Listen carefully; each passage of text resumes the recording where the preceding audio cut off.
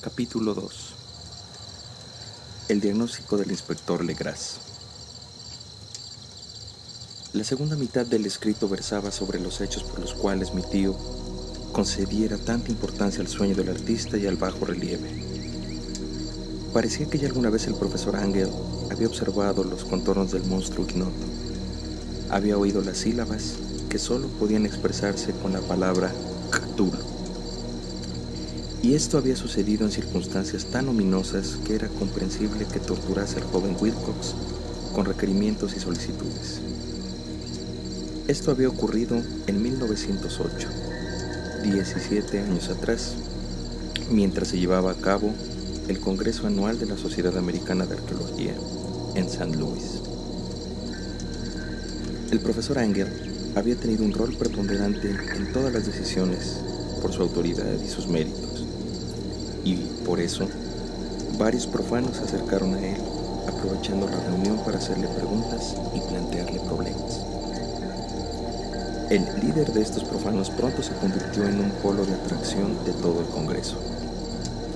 Era un hombre de aspecto común, mediana edad, y que se había trasladado de Nueva Orleans a St. Louis buscando cierta información que no había conseguido en su propio distrito. Su nombre era John Raymond Legras y era inspector policial. Llevaba consigo el motivo de su viaje: una estatuilla de piedra, desagradable y de mal gusto, de longeva apariencia, cuya procedencia no había podido descubrir. Es incorrecto pensar que el inspector Legras se interesaba por la arqueología. Por el contrario, su deseo de información se debía únicamente a causas profesionales. La estatuilla, fetiche, tótem o lo que fuera, había sido incautada algunos meses antes en los boscosos pantanos del sur de Nueva Orleans, mientras se realizaba una expedición contra un supuesto ritual vudú. La ceremonia constaba de unos ritos tan singulares que, inmediatamente, la policía comprendió que se trataba de una secta ignorada y sobradamente más demoníaca que las de vudú. Los oscuros informes arrancados por la fuerza a los prisioneros nada decían sobre su origen. Por ello, se explicaba el deseo de la policía de consultar a algún conocedor del tema para reconocer de este modo la ominosa representación totémica y encontrar los rastros de la secta hasta llegar a sus fuentes. El inspector Legras no había esperado que su solicitud ocasionara semejante perturbación.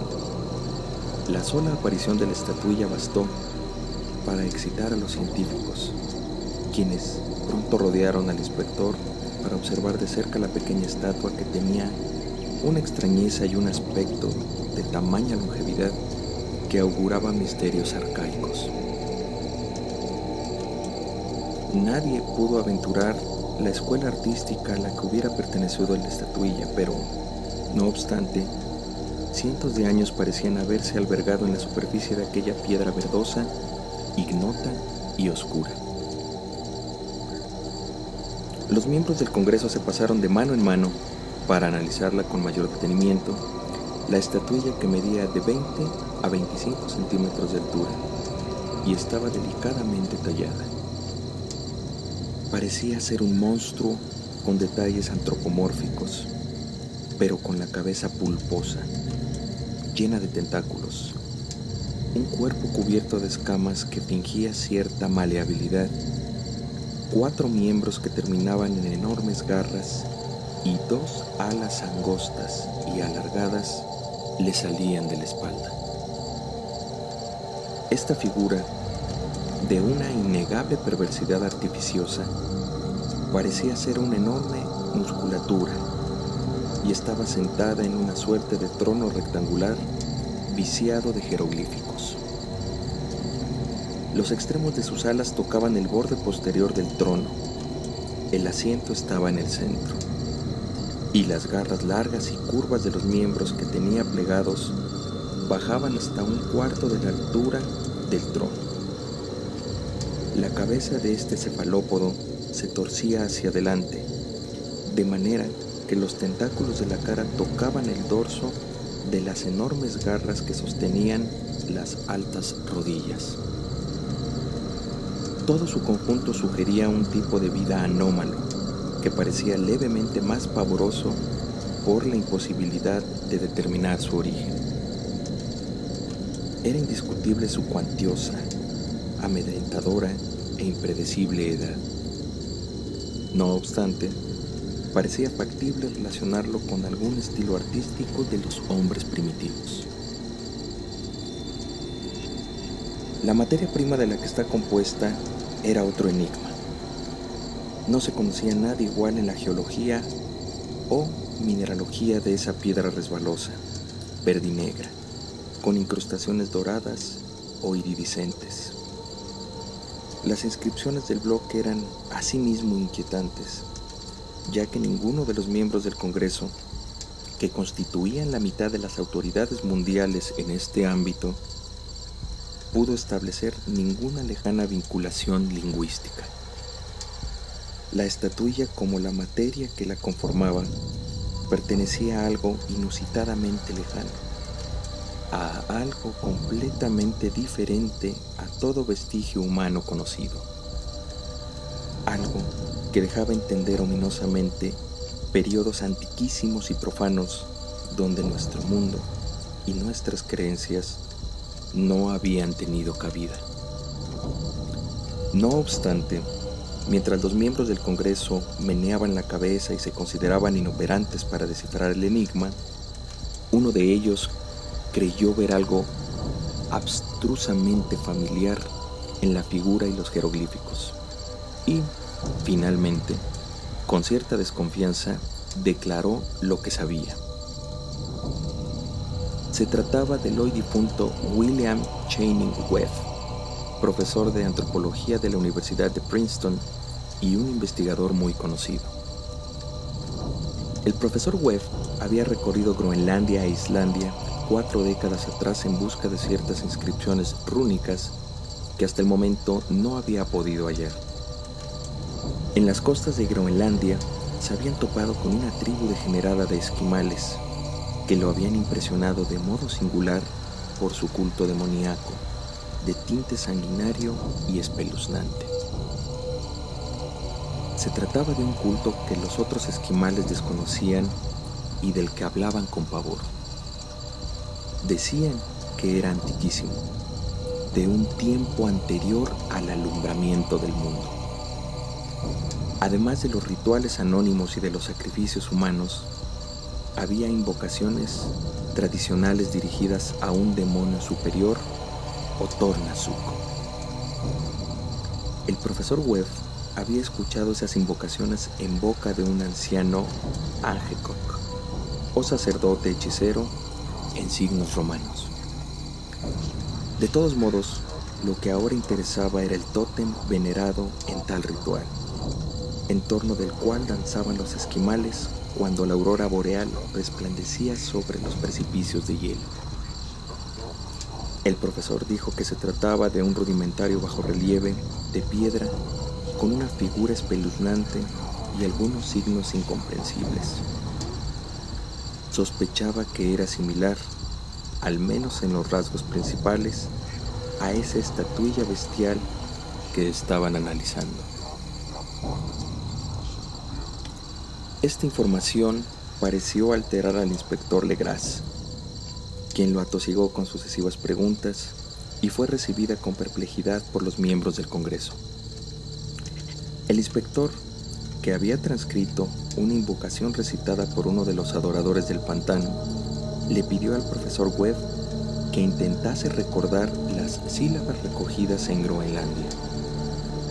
Luego de eso hubo una intensa comparación de cada detalle y más tarde un instante aterrador de silencio cuando el profesor y el detective acordaron la aparente identidad de las palabras.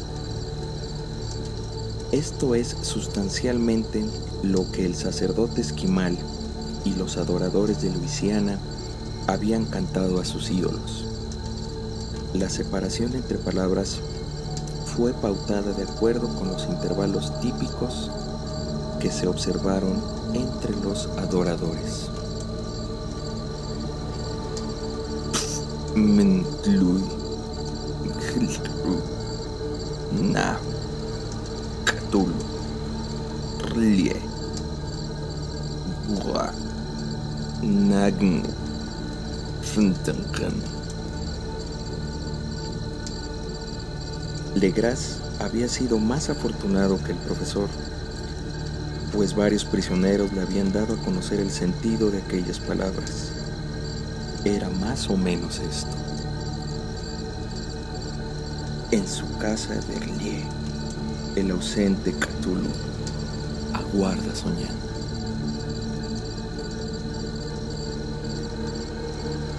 Luego de eso, y debido a una solicitud general, el inspector narró paso a paso su contacto con los adoradores del pantano. Ahora comprendo que mi tío le otorgó una experiencia suprema a esta historia.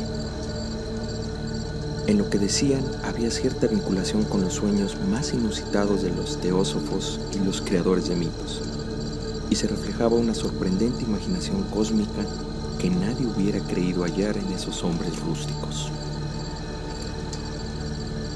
El 1 de noviembre de 1907, la policía de Nueva Orleans había recibido un desesperado llamado proveniente de la zona pantanosa del sur.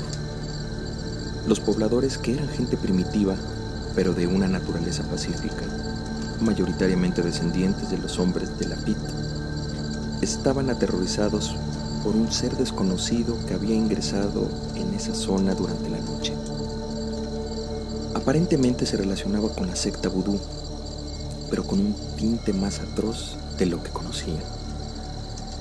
En aquellos ominosos bosques que nadie se permitiría penetrar, había comenzado a oírse sin tregua un simbólico tam tam, y desde entonces habían desaparecido varias mujeres y niños.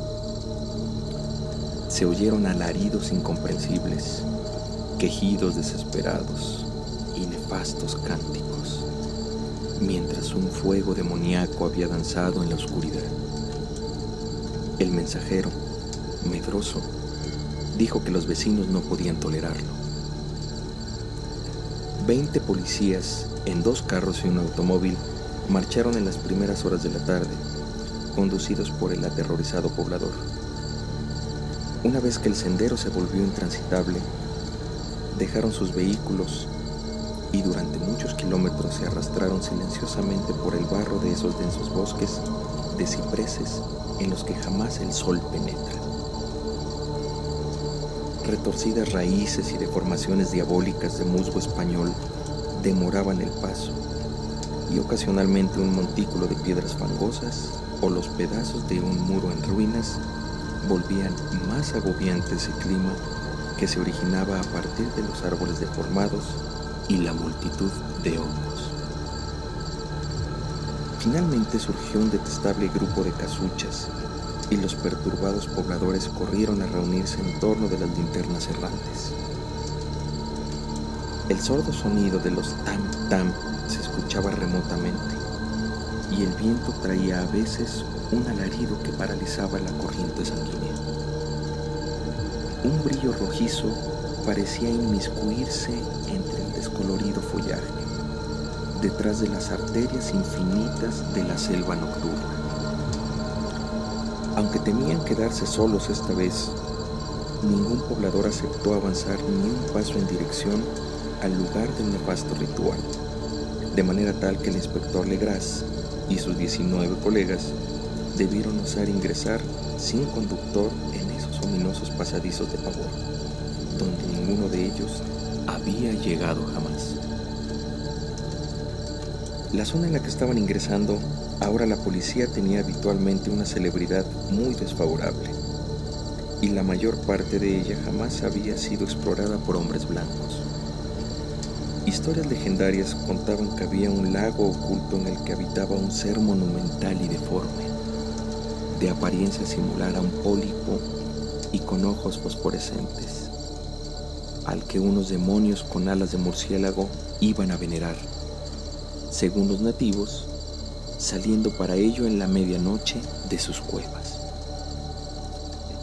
Sostenían que el monstruo estaba allí desde antes de las hay, antes de los indios e incluso antes que las bestias y las aves del bosque. Era ciertamente un horror y llegar a verlo se traducía en muerte certera. No obstante, aparecía en los sueños de los hombres y esto era suficiente para que permaneciesen alejados. La fiesta vudú se realizaba en los márgenes de la zona temida, pero de todas formas su emplazamiento era bastante malo, y esto habría asustado más a los pobladores que los alaridos o las desapariciones. Únicamente el arrebato poético o el esquizofrénico podrían haber transmitido los sonidos que llegaron hasta los hombres de Legraz mientras surcaban despaciosamente el tenebroso pantano, en dirección al brillo rojizo y los sordos tam, tam. Existe un timbre oral propio de los humanos y otro timbre oral típico de las bestias. Nada parece más espeluznante que oír uno de ellos proveniente de un órgano que pertenece al contrario. Un bestial frenesí y un devenir orgiástico se extasiaban allí hasta llegar a alturas diabólicas con alaridos y quejidos supremos que resonaban en los bosques luminosos como brisas nefastas emanadas de los abismos del Averno. A veces los alaridos desaparecían y al parecer un coro de voces graves salmodiaba la terrible melodía.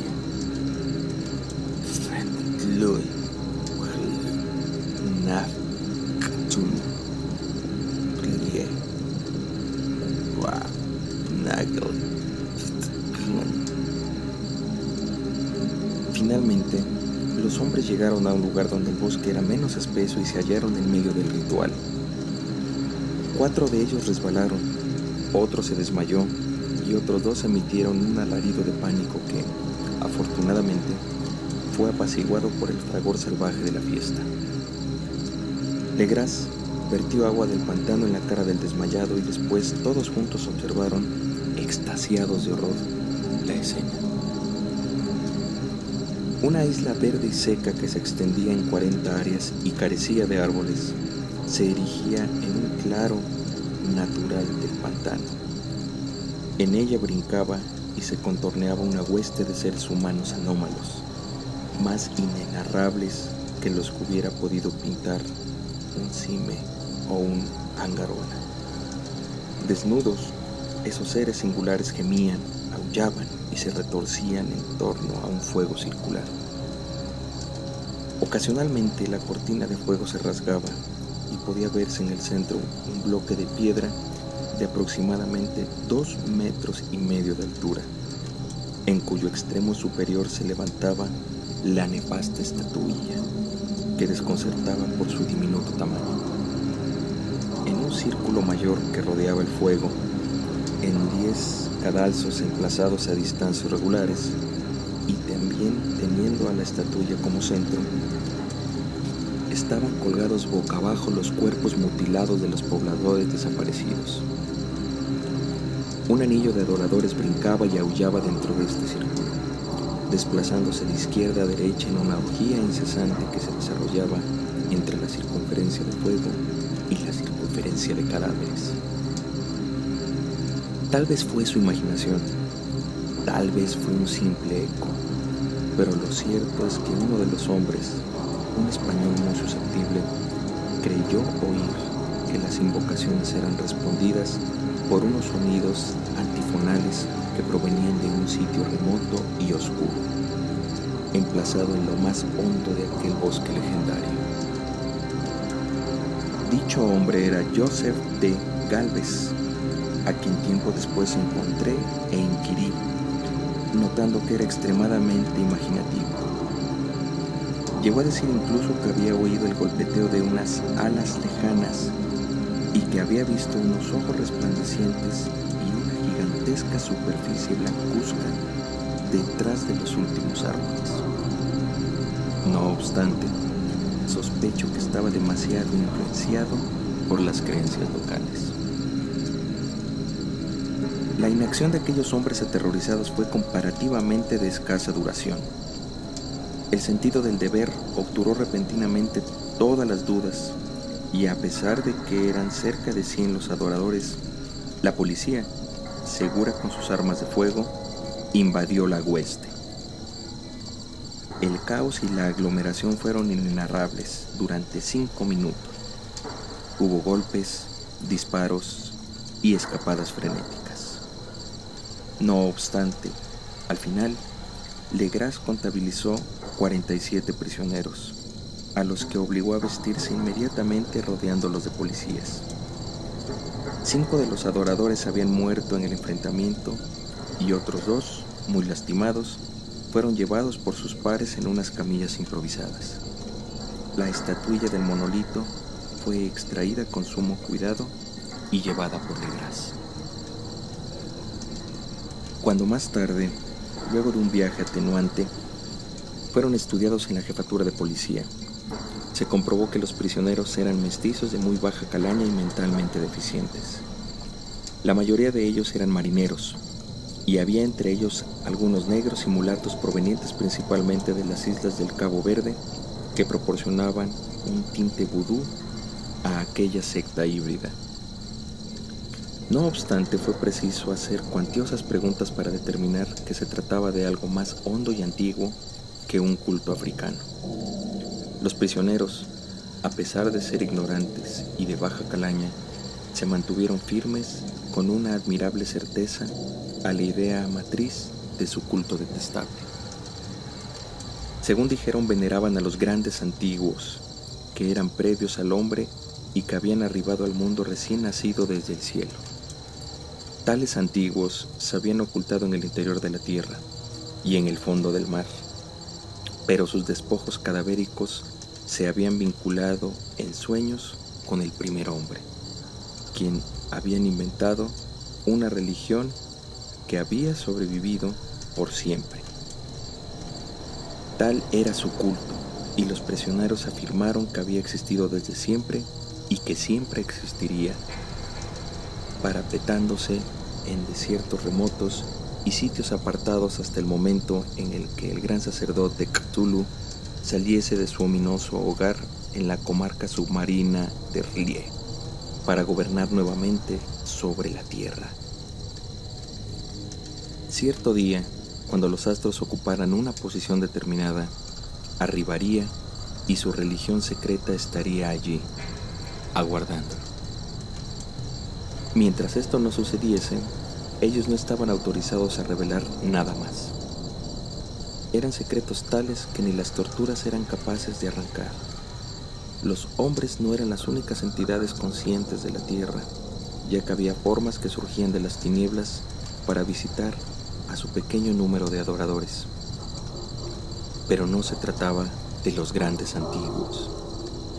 No existía ser humano que hubiera visto a los antiguos. La estatuilla de piedra representaba al gran Cthulhu, pero no había quien fuera capaz de afirmar que los otros fueran iguales a él. Tampoco nadie podía interpretar los antiguos caracteres. Muchas cuestiones se comunicaban oralmente. La invocación del rito no constituía el secreto. El secreto jamás se transmitía en voz alta. El cántico decía: en su casa de R'lyeh, el ausente Cthulhu aguarda soñando. Únicamente 2 prisioneros fueron considerados normales y se los ahorcó. Los demás fueron enviados a instituciones varias. Todos rechazaban su participación en la ejecución de los crímenes concernientes al rito e indilgaban la culpa de aquellos asesinatos a los alas negras que se habían acercado hasta ellos desde un recóndito refugio en el bosque maldito. No obstante, nada racional se pudo conocer acerca de estos cómplices enigmáticos. La mayor parte de los datos que la policía obtuvo provino de un anciano mestizo llamado Castro, quien decía haber arribado a puertos distantes y hablado con los líderes eternos de la secta de las regiones montañosas de China. El anciano Castro recordaba comentarios legendarios que hacían insignificantes las grandes elucubraciones de la teosofía y consideraban al universo como algo efímero y reciente. En evos muy remotos, otros seres habían reinado sobre la tierra. Los líderes eternos de China le dijeron a Castro que habían habitado grandes ciudades y sus rastros todavía podían ser vistos en ciertas piedras colosales de algunas islas del Pacífico. Habían desaparecido muchísimo antes de la aparición del hombre, pero existían técnicas que podrían revivirlos cuando los cuerpos celestes volvieran a tener una determinada posición en los cielos sempiternos. Dichos seres provenían ciertamente de las estrellas y habían traído sus imágenes con ellos. Según Castro, estos grandes antiguos no eran de carne y hueso, poseían una forma, tal como lo probaba esta imagen estelar, pero esa forma no era material. Cuando los astros eran favorables, se trasladaban de mundo en mundo a través de los cielos, pero cuando estos eran adversos, no podían sobrevivir. No obstante, a pesar de no vivir, no habían muerto verdaderamente. Se resguardaban todos ellos en casas de piedra en la comarca de R'lyeh, conservada por los hechizos del gran Cthulhu, hasta el día en que los astros y la tierra pudiesen recibir su bienaventurada reencarnación. No obstante, en tal periodo, alguna fuerza externa debería colaborar con la liberación de los cuerpos. Los hechizos que evitaban su desaparición también evitaban su movimiento, de modo tal que los antiguos debían conformarse con permanecer y elucubrar en las sombras mientras se sucedían millones de años. Estaban al tanto de todo lo que acontecía en el mundo, porque su lenguaje era la telepatía. En ese preciso momento estaban hablando desde sus sepulturas, después de un caos interminable, cuando surgieron los primeros hombres. Los grandes antiguos se comunicaron con los más perceptivos, tallando imágenes en sus sueños. Según balbuceos de Castro, aquellos hombres primitivos instauraron la religión por la cual se veneraban a los ídolos de los grandes antiguos. Ídolos importados de astros ominosos en un tiempo infinitamente distante. Este culto sobreviviría hasta que los astros fueran nuevamente favorables. Los sacerdotes sacarían al gran Cthulhu de su sepultura para que animase a sus súbditos y reasumiera su dominio sobre la tierra. Ese tiempo sería fácilmente reconocible porque toda la humanidad se semejaría a los grandes antiguos. Sería indómita y libre, desconocería toda moral y toda ley, estaría por encima del bien y del mal. Todos los hombres darían alaridos y asesinarían, presas del gozo. Los grandes antiguos, una vez libres, otorgarían nuevos modelos de gritos y matanzas y placeres. Todo el mundo se incendiaría en un caos de libertad y frenesí. Hasta entonces, el culto debía mantener el recuerdo de aquellos antiquísimos días con ritos adecuados y augurar su vuelta. En los primeros evos, algunos hombres selectos habían comunicado en sueños con estos seres, pero después algo había ocurrido. R'lyeh, la gran comarca de piedra, con todas sus estatuas y sepulturas, se había sumergido debajo de las aguas y los líquidos abismales, que poseían un enigma central que nadie osaría penetrar. Habían obturado esos encuentros oníricos. Pero las remembranzas persistían y los sumos sacerdotes sostenían que cuando los astros fuesen favorables, la comarca emergería a la superficie. En ese momento, los antiguos y pantanosos espíritus telúricos abandonarían sus cuevas subterráneas y darían a conocer los conocimientos aprendidos en los fantasmales fondos de los océanos. No obstante, el anciano Castro no se atrevía a hablar de ellos. Súbitamente cortó su discurso y ninguna sutileza ni adulación pudo sacarle más información. Curiosamente, tampoco se atrevió a hablar del tamaño de los antiguos. Afirmó, sin embargo, respecto del culto que su núcleo debía hallarse en los impertérritos desiertos de Arabia, donde Irem, la ciudad de los pilares, sueña intacta y oculta. No se vinculaba en absoluto con los ritos europeos y únicamente era conocida por sus miembros. Ningún libro se refería a él, pero los líderes eternos chinos afirmaban que en el Necronomicon del demente poeta Abdul al-Hazred había un mensaje velado que el iniciado podía leer de maneras muy dispares, en especial en el dístico tan polémico. No está muerto lo que yace perpetuamente, y con el transcurso de los evos, incluso la muerte puede fenecer. Muy perturbado y con extrema curiosidad, Legras había indagado los orígenes históricos del culto sin tener éxito. Parecía ser que Castro no había mentido al afirmar que se trataba de un secreto. Los máximos catedráticos de la Universidad de Tulane no pudieron darle ninguna información sobre el culto o sobre la estatuilla, de modo tal que ahora estaba recurriendo a los supremos eruditos en la materia y se encontraba precisamente con el asunto de Groenlandia del profesor Webb. El frenético interés que suscitó la narración de Legras, junto con la presencia de la estatuilla, se reflejó más tarde en las cartas que se enviaron los miembros del Congreso. No obstante, de esto solo hay una mención en el informe policial.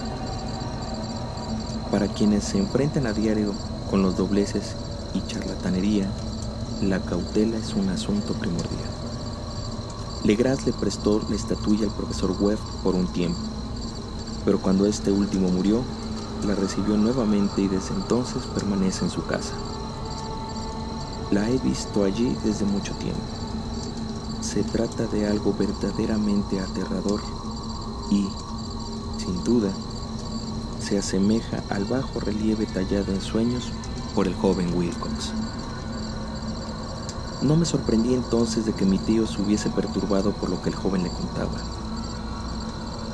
¿Qué pudo haber sentido una vez que conocía la historia de Legras, al darse cuenta de que un joven muy perceptivo no solamente había visto en sueños la figura y la indescifrable escritura de los seres del pantano y de Groenlandia, sino que también había oído en sueños 3 vocablos pertenecientes a la invocación de los sacerdotes de Luisiana y de los ominosos esquimales?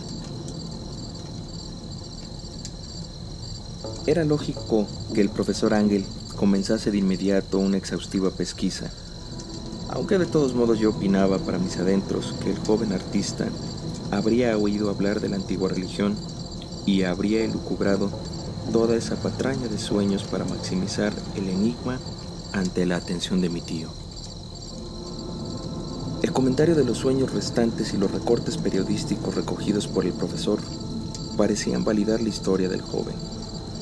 Sin embargo, mi bien plantada razón y la absoluta extrañeza de la cuestión me condujeron a aceptar las conclusiones que creí más lógicas.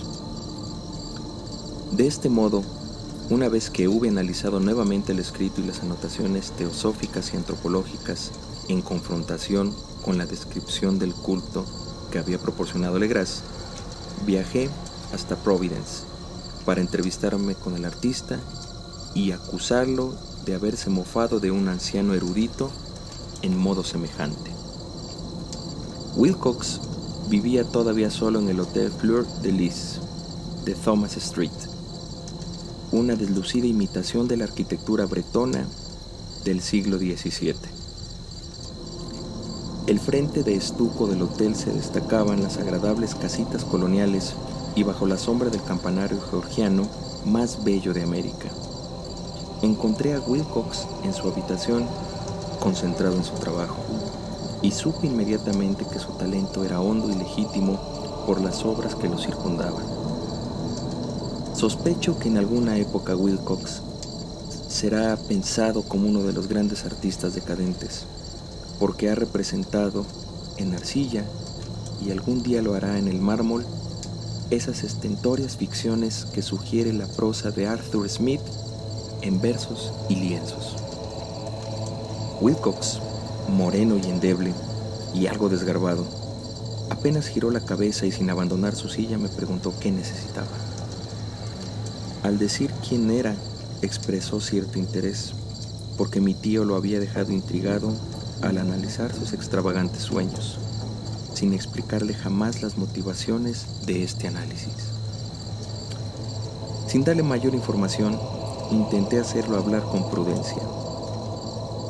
En poco tiempo estuve convencido de que era completamente sincero. Hablaba de sus sueños y los vestigios subconscientes habían provocado una profunda influencia en su arte. Me enseñó una estatua morbosa, cuyas formas me sobresaltaron por la terrible atracción de su lobreguez. No recordaba haber observado el original, a no ser el bajo relieve tallado en sueños, aunque los contornos se habían delineado automáticamente bajo sus manos. Se trataba indudablemente de la figura colosal que había descrito durante su desvarío. Poco después corroboré que no sabía nada acerca del culto, excepto aquello que durante el minucioso pesquisar de mi tío se había dejado entrever, y entonces intenté nuevamente deducir de qué manera había recibido esas ideas sobrenaturales. Habló de sus sueños de una forma sorprendentemente poética, dibujándome con extrema precisión la comarca ciclópea de piedra, verdosa y mohosa. De un diseño absolutamente equívoco, según afirmó, y volví a oír nuevamente la cavernosa llamada mental con una expectación temerosa. Cthulhu, Ftagem, Cthulhu, Ftagem. Estas eran las palabras que figuraban en la pavorosa invocación que evocaba la simbiosis de sueño y vigilia de Cthulhu en su lecho de piedra en relieve. Y a despecho de mis razonamientos lógicos, me sentí sobrecogido. No cabían dudas de que Wilcox había oído hablar del culto en forma casual y lo habría olvidado entre todo su caudal de lecturas y cosmovisiones fantásticas. Después, debido a su índole impresionable, el culto había hallado su forma de manifestarse inconscientemente a través de los sueños, el bajo relieve de arcilla y la estatua que tenía frente a mí. De este modo, el engaño había carecido de intención. Ciertamente el joven tenía una conducta un poco vulgar y afectada que me disgustaba, pero estaba dispuesto a aceptar su talento y su sinceridad. Lo dejé en los mejores términos, augurándole toda la fortuna que su destreza le prometía. La cuestión de este culto seguía apasionándome y por momentos me figuraba que podría obtener celebridad indagando su origen y sus vinculaciones. Visité Nueva Orleans, a Legras y a otros que habían participado en aquella antigua expedición. Estudié la estatuilla e incluso hice averiguaciones entre los prisioneros que todavía estaban vivos. Desgraciadamente, el anciano Castro había muerto muchos años atrás. A pesar de lo que oí, era solo una confirmación minuciosa del escrito y las anotaciones de mi tío. Mi interés se maximizó y tuve la certeza de estar en el rastro de una religión antiquísima y oculta, la cual me convertiría en un célebre antropólogo si lograra descubrirla. En ese momento todavía mi postura era meramente interesada materialmente, del mismo modo que ahora quisiera que fuese.